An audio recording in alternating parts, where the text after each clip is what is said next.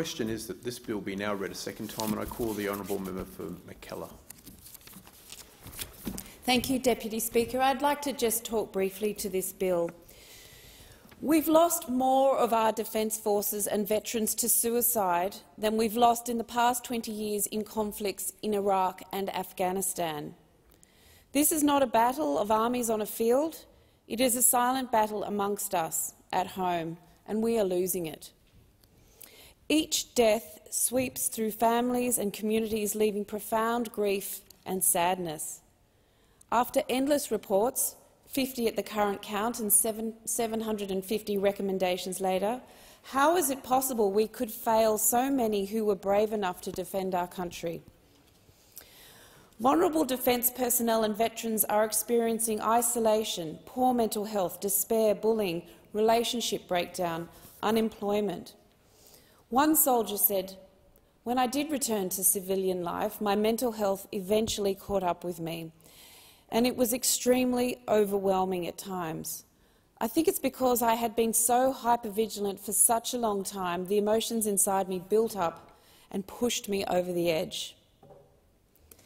This bill is important to the 1,800 veterans and their families who live in Mackellar, my electorate. With the passage of this bill, vulnerable veterans and their families will have more flexible support, including extending that support to a wider and more eligible group.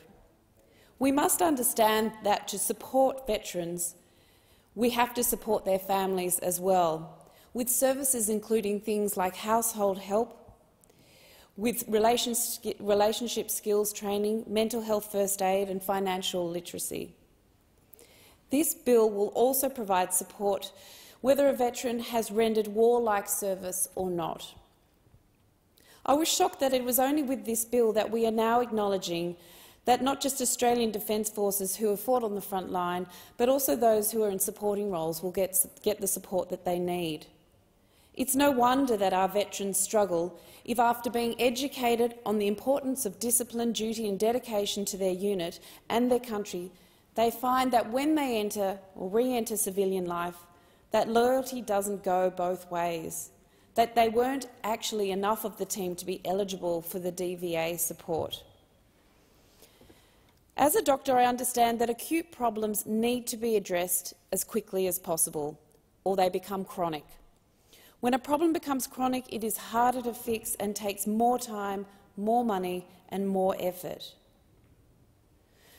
The greatest challenge of this Extended Support Act is that right now claims are taking up to 30 months to process. Up to 30 months. The backlog of claims is massive. 43,000 people with around 60,000 claims are waiting to be processed. Clearing the backlog is the #1 recommendation that will save lives immediately. I commend the member for Bourke for bringing this bill forward. Thank you very much.